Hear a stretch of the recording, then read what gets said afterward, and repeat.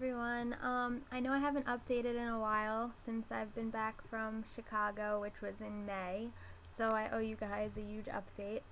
There wasn't really much to say because the doctor hasn't told me anything that could really benefit me yet, but I will let you know everything that went on while I was there medically. So, this is a picture from the test that they did on me, the research. They put a tube in my nose and it went down to right about here, or at least that's where it felt like it went to. And they used a camera to find out what was wrong with my UES, my upper esophageal sphincter. And I had to drink ginger ale, and as I was swallowing it, they were hearing the gurgling noises and everything going on, and they were watching my UES close and not open to let any air out, so it was tightening. And they showed it to me on the little screen, which was really cool, that this was closed, so it was like a straight line, and then when the air tried to get up, you just saw like a drop, and that was the air moving around in my esophagus because it had nowhere to go. So there was like this blue line down the screen, and they're like, oh, that's the air that can't come out and doesn't know where else to go, so it's going back up and down your esophagus. So that was kind of cool to see, and I'm like, oh, so do you see a problem? And they were like, yeah, something's definitely not right here. They were completely amazed, and they were actually kind of laughing, I guess, out of nervousness of like, oh my god, this is really happening inside someone. So it was really weird, but really amazing in a way to see that a doctor actually saw something wrong and knew that I wasn't completely crazy. So what they weren't expecting to find was that my LES, my lower esophageal sphincter, right here, is too relaxed. So they ordered a Baclofen, which was a muscle relaxant, before they did the research on me. And during, they had to cancel that because they realized that Baclofen, a muscle relaxer, won't help because it will contradict the LES, which is too relaxed. So we found out that there are no medicines that can help my situation, and there's really no cure or treatment for it available yet. But the research learned from me was about the LES because they had no idea that that would be too relaxed. What I do use for now is Loratadine. This is my Loratadine. It's an allergy medicine, the generic for Clarinex, and that helps me stay less congested because when I'm congested, I get really, really sick, and I'm coughing up phlegm all day. I can't leave the house, sometimes for a day, a couple of days, depending. I also take this, it's called Simethicone. You can buy it over the counter. It's apparently $6.99. I carry some of these around with me because it helps to relieve the gas. It kind of makes it dissolve inside my stomach so that it doesn't come up as strong into my throat, but it only helps very, very little, and it says to only take like 2 of them, but my doctor allows me to take up to like 5 because otherwise it does nothing. And I carry around an alcohol swab usually in case my breathing gets so bad and my throat closes so much that I feel dizzy. So I'll just like sniff the alcohol swab and put something cold on my neck and make sure I don't pass out until I can, regain myself to get the air out and to force the burp with my finger in my throat. Also, I carry around usually Raisinets or some other small kind of candy, something that has like a lot in it, like Raisinets or M&Ms usually. Those are the only 2 chocolates I can really handle, I guess because they're not really chocolate based, but those are the 2 that don't really bother me. And they come in since they're little, I can eat them continuously to try to keep my throat open if I'm in the middle of an attack and have to get to a bathroom or find help.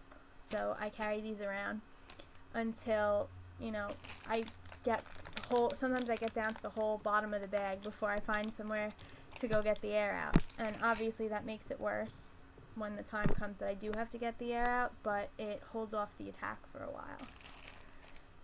Some things that I can't eat or drink are I have a list, whole list made up. Some foods that I can't eat or drink without getting sick are ice cream. That's the worst because while I'm eating ice cream, my throat closes and I can't breathe. But that hasn't really started happening a lot since, like, until recently. So now I completely cut out ice cream. I only have it on extremely special occasions and only a little bit. So it's ice cream, anything spicy. I never eat spicy food. No soda or carbonated drinks. I hardly chew gum because I guess the air from chewing gets trapped and it makes me get sick right away. Pancakes, for some reason, I'll be sick all day. I'll lay in the house all day if I eat pancakes, which I love, but haven't eaten them in months. Bagels. Bagels are hard to digest because they're so hard and like they get trapped in my throat. Pizza is really bad, I guess, because of the acidy tomato sauce and the bread mixed. Mints. Heavy chocolate, like if it's like a heavy milk chocolate bar, like too much chocolate, gets me really sick. Oranges from the acid. Iced tea, like I guess 'cause it's too sweet maybe. Anything sweet with a lot of sugar is really bad. Pasta, because it's hard to digest. Again, that's the one thing that if I get sick and I'm congested and I have pasta, I'll be up all night getting sick. Also, the tomato sauce in pasta is even worse because of the acid. And sucking on hard candies is really bad too. Like if I suck on even like a Tic Tac or anything, even if it's not minty, it's just, it brings in the air and it gets trapped and I start gurgling right away and I can't breathe. Then there's foods that are actually good for me, but not obviously not healthy for me, but for some reason they don't activate the gurgling and the attacks as much as other food. And those are chicken, mashed potatoes, potato chips, which I love Lay's. I usually bring these everywhere too. I figured that out in 7th grade that chips don't really make it bad. Like I can eat a whole bag of chips and my attack won't really come on even strong at all. Like it'll come on but not that strong. Peanut butter, for some reason. I can eat peanut butter and I don't really get sick. Bacon and certain cereals, depending, I guess. There's a few of them that I've tried that haven't gotten me sick, like Apple Jacks, honeycombs. I guess the more simple cereals with no sweet flavoring. I don't know. I do have iced tea because I treated myself to it because I haven't had it in months. So I drank a little bit of that yesterday because I knew I was going to be home all night. I didn't get sick. Everything was okay. But I have lost 19 pounds in the past 2 months.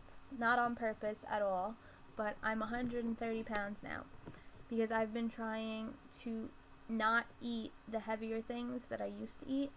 And I think I shrunk my stomach in doing this. Like I still eat enough. Like I eat healthy and stuff. But I think I shrunk my stomach by cutting out all the really fatty things and really like heavy things that made me sick. So I lost 19 pounds, and I guess I'm still losing because I lost 2 of those pounds in the past, like, day. I don't know. I have a few things I want to show you. I am not enrolled in college, but I went for, like, 2 weeks, and I didn't really like it. Like, I wasn't ready for it.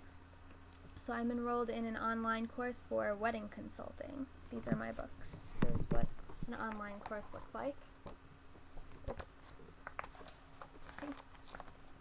And then at the end of the book, there is an exam. When you fill it out, there's usually 20 questions. I have, I think, 14 lessons, 14 textbooks, and 2 projects. So I'm doing that. I really like it better than going to school because I don't have to get up and leave class in the middle of like having an attack and stuff, because that used to happen to me all the time in high school. And even in the first 2 weeks of college, it happened a bit. But, that's pretty much my updates for now. I don't really know what else to talk about. I'm going to make another video because this one is almost up to 10 minutes and YouTube will cut me off. So you can probably watch the continuation when it shows up. I guess I'll put a link of that in there too on the side information thing. So just look for it. Okay, thanks for watching. Bye.